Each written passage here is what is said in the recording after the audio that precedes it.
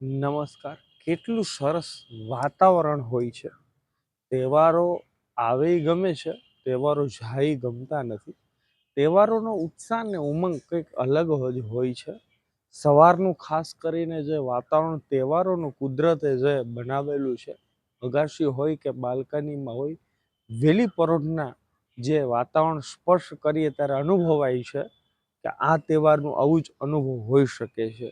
કેટલું સરસ મજાનો આ તહેવારોનો ઉત્સાહ, એમનો ઉમંગ અને સોરઠના તહેવારો હોય એ સ્વાભાવિક છે કે 10 દિવસ પહેલાં એમની તૈયારીઓ શરૂ થઈ જતી હોય ઘરની અંદર.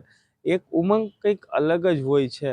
અને તહેવારો પહેલાં સરસ મજાના લોકો વહેલા ઉઠી જતા હોય, બધું કામ વહેલા કરી લે અને તહેવારો જાય પછી ઢીલા ઢબ થઈ જતા હોય, એમનો અહાંગરો લાગતો હોય છે.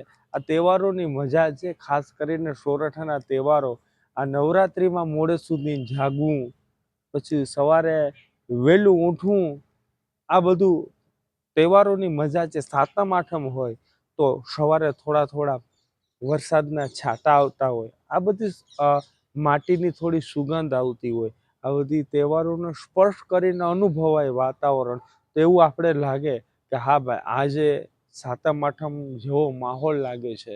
નોરતા આવતા હોય તો એમના જેવું માહોલ થાય, દિવાળી આવે તો એના જેવું વાતાવરણ બંધાતું હોય.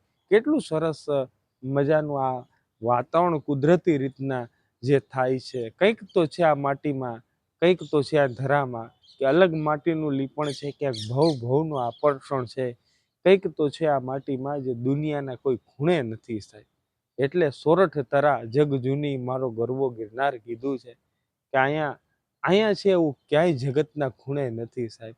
એ ગુજરાતની સોરઠની ધરોહર છે કે જ્યાં સાધુ સંતો વીરોની તપોભૂમિ અને સાહસિક બલિદાની કર્મવીરો, શૂરવીરો, કલાકારો, આ બધુંની મહેનતનું પરિણામ છે કે આપણી સોરઠની ભૂમિમાં કંઈક તો છે.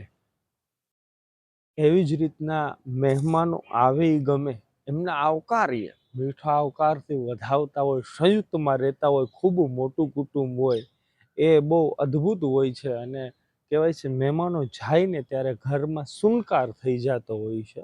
કેમ કે રોજ સંયુક્તમાં આપણે ભોજન લેતા હોય, એકબીજાની વાતો રાત્રે 2-2 વાગ્યા સુધી ચાલતી હોય, આ બધી એક મજા હોય છે. એ પણ જાય ને પછી ઘર સૂના થઈ જાય છે. આ કેટલું સરસ મજાનું બધી સંયુક્તનો સંપર્ક, સંયુક્તમાં બેસી અને આ બધી વાતો, આ રહેવાનો આનંદ કેવો હશે આજથી વર્ષો પછી, જ્યારે બધા 50, 40, 30 કુટુંબો સાથે સંયુક્તમાં રહેતા. આ બધી એકદમ અનુભવાય છે કે બહુ આનંદ અને બહુ મજા છે આ બધી.